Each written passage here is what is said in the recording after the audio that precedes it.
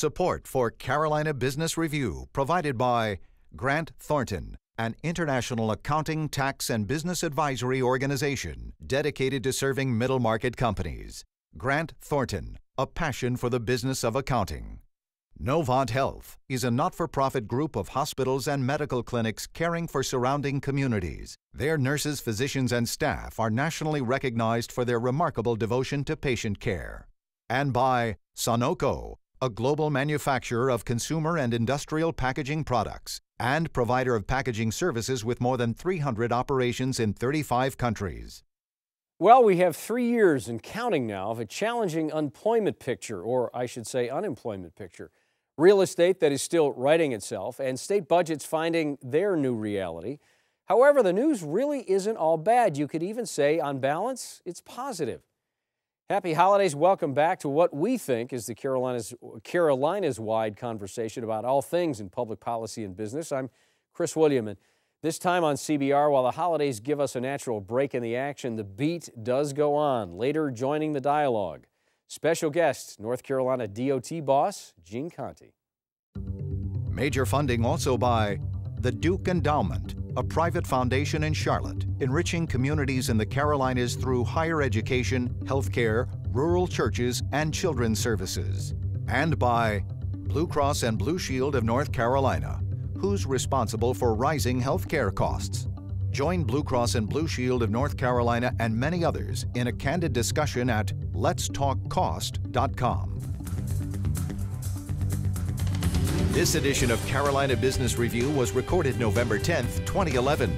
On this week's program, Ned Curran of the Bissell Companies, George Fletcher of New Carolina, and special guest, Secretary Gene Conti of the North Carolina Department of Transportation.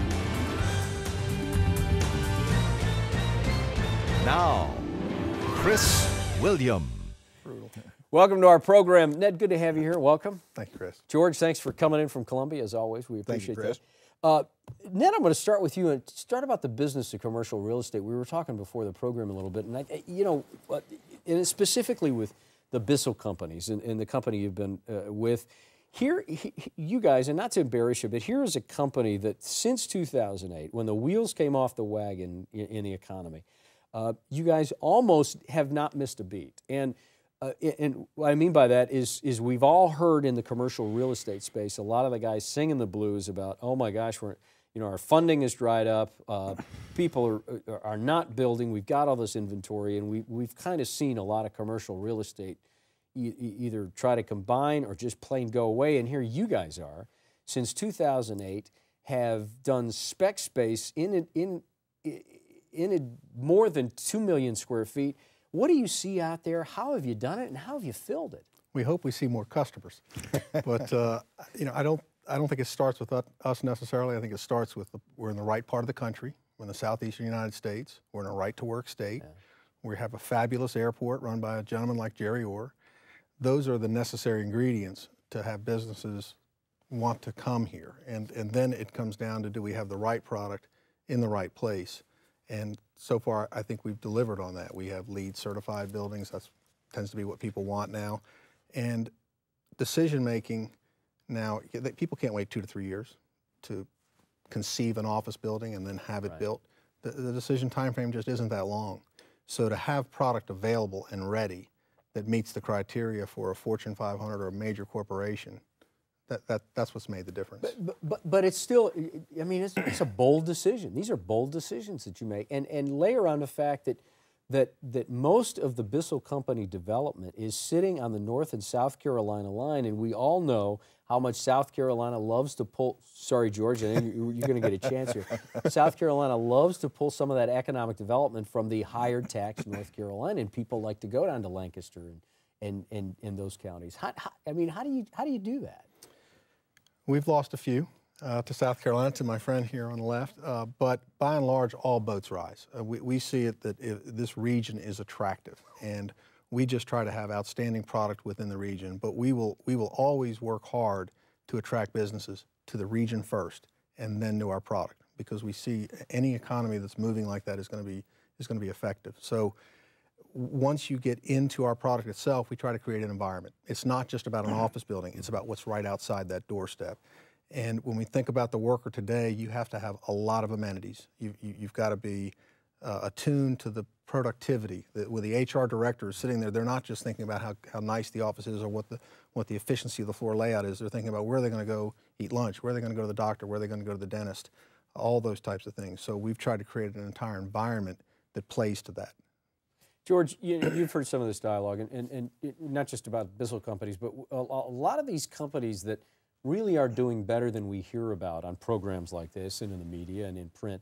Do you get a sense that we might be focusing on some of the wrong things and not focusing on some of the wins? And I know this is a bit of a leading question, but why are we so, this is not completely fair to say, but why are we so focused on that 10% of the population that's unemployed or so, but 90% of the population that's still working and growing? I don't know. It's a simple answer. I think the unemployment's a huge concern to the political leaders. I'm sure that's part of the reason. I think in South Carolina, at least with our manufacturing industries, we see a bigger problem in them not being able to hire critical employees, you know, electricians and welders. Because they're not credentialed and they're not available. Exactly. So we have, well, the Commerce Department says we've got 50,000 jobs available and 100,000 unemployed, but the two don't match. You know, I'll come back to you, and let's talk about transportation infrastructure, because you made reference to it when you're talking about the airport in Charlotte and how that's important to the formula that works for you when you're developing. Transportation infrastructure right now is at risk, just like everything is at risk. So I guess, Ned, how do we fund it? How do we prioritize it? These are all questions we need to bring up with Secretary Conti, but how do you see it as being on the other side of this equation? Well, I serve as Regional Roads Chair for the Charlotte Chamber, which is a group that has a dozen counties, including some South Carolina counties. We look at it at that level. We look at ourselves as a growing region. We look at us adding a few million people over the next few decades. How are we going to do that and not be the next city that is choked? And we've got to be innovative, but we also see that at the federal level, they don't have enough money. I mean, the first time in history they've had to go to the general fund to supplement the Federal Highway Fund, Trust Fund.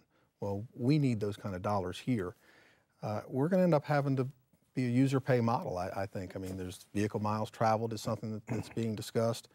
Tolls, hot lanes, express lanes, where you're driving down, you say, I want to accelerate, so I'm going to get into this lane. It's going to cost me 25 cents a mile in that lane. I mean, that's the only way I really see effectively we're going to get through this. And George, as we talked before the program, you know, that connector between Columbia and the Low Country, where the Ports Authority, I-26 is horrible on any day of the week. So, yeah, twice a day. So how do you expand it? How do you change the strategy around that?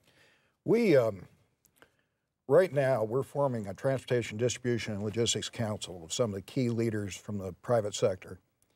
And departments of Transportation, Commerce, and the Ports Authority are going to do a strategic plan. The port wants to increase tonnage or containers from 600,000 a year now to 3 million a year by 2030. And to do that, we've got to look at all the infrastructure, the railroads and the intermodal areas and certainly the interstates. And then as Ned said, we've got to figure out a way to pay for it, because it's just not going to come from the federal government, I don't think. So how do you think how do you think atypically about financing options? How do you force that model? I think the people using the port themselves will undertake a lot of it. I think the state needs to look at an infrastructure bank. We did that about 10 years ago. Worked very well. We need some new sources of money to refund that. I think you just got to look at all the options. Go ahead. No, I think it is a menu of options. There's no single solution. If you think about in Rock Hill and the Pennies for Progress tax and the phenomenal success they had in this kind of a tough recession, it passed by well over 70% just recently in last August, where people voted, I will tax myself because I know a series of road projects that are going to get done, very specific. So when people can correlate what the money is going to go for, they tend to favor it and approve it. And we're just going to have to come up with models where we say this is going to increase shipping across the state. If it's a rail line, for example, that's probably going to have to be through a general fund, a tax increase type of funding for that. You know what, Ned? Is it always assumed that it's not a fair way to ask it, but can we assume that it will become a public referendum? Because if it gets stuck in committee, or if it gets stuck on the floor of the State House or General Assembly in North Carolina, there's a chance it's not going to get out to the public. It depends on. South Carolina has been more open to allowing referendums at a county level than North Carolina has, just because of how controlled we are at the state level. But we're going to need that kind of relief for the urban areas of North Carolina to have some more liberty to tax themselves.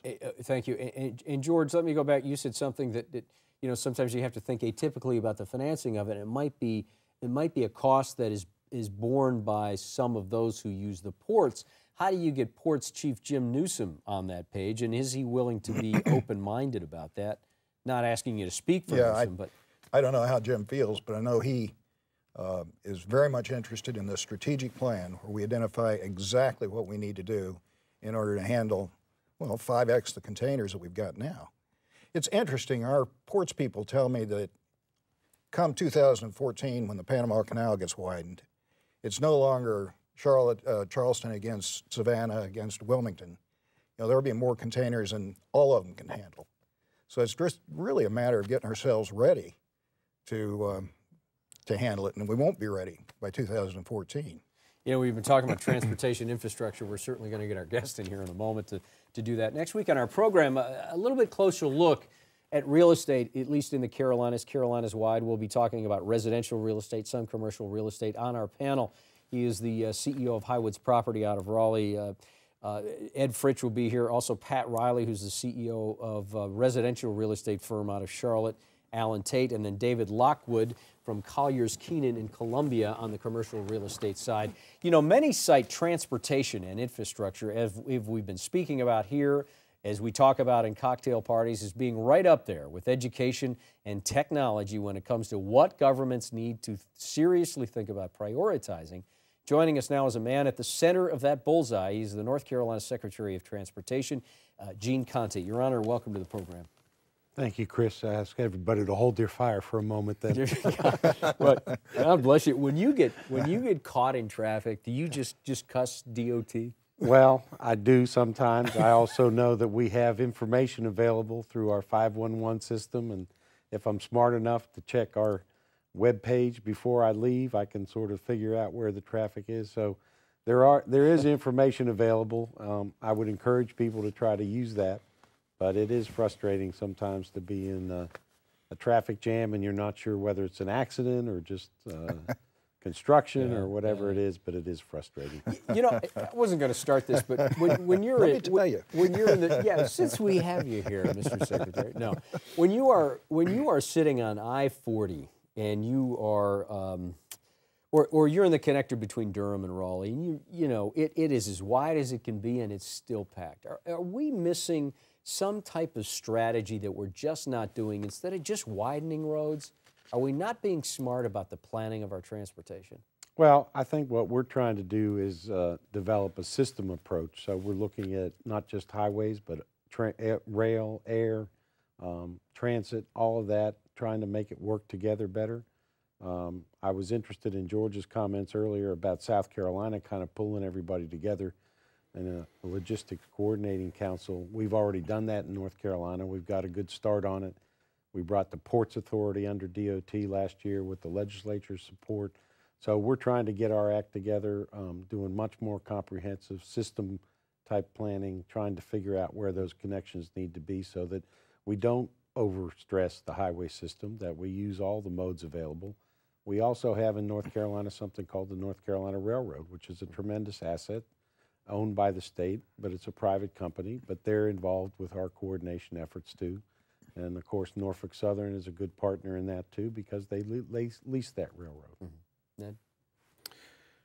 Well, you've done a fabulous job reorganizing the department. I think when I think about roads, and I'm going to be provincial here for a moment, but in the Charlotte region, but I think it's true of any of the urban regions in the state, more has happened in the last 2 or 3 years than I think easily in the decade before that in terms of all transportation projects, whether it's rail or not. do you see that momentum continuing, or do you see threats on the horizon, whether it's the Federal Highway Trust Fund or any source of funding? Well, absolutely. We do have a lot of threats, and we need to keep the momentum going. That's why we're trying to use every tool in the toolbox and maybe create some new tools. We're looking, for instance, at the Red Line, the commuter rail idea going north from Charlotte into the Davidson-Huntersville area. We may do that as a private-public partnership, bring private capital into that equation that will help us stretch our public dollars. And we're going to do that on the Hot Lanes project, probably on I-77 as well, where you have a high occupancy toll lane. As you mentioned earlier, give people the option if they want to go a little faster on occasion, they can get into that single occupant vehicle and pay a little extra and get that benefit. So we're looking at all those tools. They don't all apply everywhere, so you've got to do the analysis and make sure you're doing it in the right places with the right tools. But we believe we need to add to our toolbox, and that's exactly what we're doing. George? You were working with Georgia some years ago on the high-speed rail between Washington and Atlanta. Is that project dead? No, not at all. We're actually, we received about $600 million as part of the federal rail money a couple of years ago. We have 30 projects between Raleigh and Charlotte that we'll be building over the next 5 years. We're also focused on the Raleigh to Richmond corridor. We have talked extensively with South Carolina and Georgia about going to Atlanta. Of course, our point of view is we've already invested a lot in our corridor, so we're going to keep focused on that. We are engaged with those two states in a planning study to go from Charlotte to Atlanta. What would it cost? What would the route be? All of that. So we are cooperating with those two states, but again, everybody's got to step up and do a piece of the action. What are the top 5, if I can pin you down on that, or if you could minimize it to 5? What are the top 5 priorities in the state when it comes to roads and transportation? Well, we have some big projects, and as Ned mentioned, a lot of them are in this region just because we think it's important to support the economy here and to build the economy for future growth. In the Charlotte region? In the Charlotte region and in the Triangle as well, and the Triad. So we have efforts like completing the 485 loop here, widening I-85, improving I-85. We're replacing the Yadkin River Bridge. That's a major corridor through the heart of our state and desperately needed project. So there are those big projects, and as I say, they're scattered throughout the Piedmont Crescent between Charlotte and Raleigh. And then we need to make sure that the rest of North Carolina is connected to that economic engine, if you will, so that people who live in the east or the west of North Carolina have access. They can move goods into those areas, and their people can travel, back and forth if they need to for work or pleasure. So it's really a challenge to keep the highway system growing and supporting the kind of economic growth that we want. We also have this rail program where we've invested about $300 million over the last 15 to 20 years to improve rail service between Raleigh and Charlotte. We're going to get another big improvement as we invest the additional $600 million we got from the feds. Will that, and then, I'm sorry to interrupt you, will that be a parallel track to currently what North Carolina Railroad Well, in has? some cases we're doubling the track, so we're adding another track to provide dual track. In some cases we're extending sidings or building new sidings. So again, working with the freight railroad partners, we'll be improving the corridor, which will serve freight better and also allow us to add additional passenger service. And then beyond that, there's a great demand in the west. Asheville would love to have rail service. Wilmington would love to have rail service. So again, over the next decade, we would look at how do we extend that rail service east and west off that main line through the Piedmont. So those are, building the highway system that we need, continuing to improve it, maintaining what we have, a huge expense. We spend about 50% of our dollars just trying to keep what we have in good repair so that people don't just run into potholes or run off the edge of the road in rural areas. So it's a big, big job that we have at the state level. It's always interesting to think. I think we have the second most miles maintained by a state system. I think we passed Texas. Did we pass last Texas? year? Yeah, and then the second largest. We're number one now. Isn't the second largest ferry system, I think? We have the second largest ferry system in the country after Washington, and we have, as I say, an aggressive rail program. We support 75 or so general aviation airports. You know, we support transit in all across the state, but particularly, you know, here in the Charlotte region, we invested $130 million in the first Blue Line corridor, and we have committed to invest another $250 million in the Blue Line extension. So we're supporting transit across the state as well. Jory? Talk about your long-range plans for the North Carolina ports. Well, we're involved now in bringing the ports into the DOT family and working very much on a strategic plan. We actually have a major study underway with some outside consultants to say, what should our maritime strategy be? Are our ports going to be competitive in this new world that you described? Should we go after a megaport type concept, or should we look at niche markets where we can be successful in supporting some of the bigger ports? Norfolk obviously has geographic features and the Navy, and they're going to be extremely competitive in the new world. We know that. Maybe we shouldn't try to be Norfolk. Maybe we should try to be linked to Norfolk in a way that supports what they're doing, but also gets the economic benefit for North Carolina as a spinoff from that. So we're looking at all those issues, and we'll have a report by February of this coming year, and we'll be looking to move forward. Mr. Secretary, the state has you have an accelerated urban loop plan. The Monroe bypass is a recent announcement that I think cheers went up all over the southern Piedmont when that was finally announced. That's a plus $700 million or so project. Why is a program like that so important? Well, it is important both to support the growth that's happened and, you know, make it productive, but also to allow for future growth in some corridors. So we've got to finish the loop in Charlotte. I mean, it makes no sense to have a loop that's 80% complete. I mean, it doesn't serve the purpose that it was created for. So we're doing the same thing in the Raleigh area. We're starting the Winston-Salem loop. We've made great progress in Greensboro with their loops. So it's important to support these major urban areas with those ring roads. The toll road in Monroe is very similar to the one we're finishing in the Triangle now. It's got to be built to support the growth that's already happened, but also to allow additional growth. And we want to continue to grow. We want to continue to grow and build a quality of life here. We're a great state. We attract a lot of people. We want to continue to attract them, but we're not going to attract them if they're going to come here and get stuck in a traffic jam, as you started this discussion. We've got about 2 minutes left, and I want to follow up. It seemed like the Triangle Transit Authority had a pretty good vision on how to move people around the Triangle, and it was part of at least in the inception of it. What happens?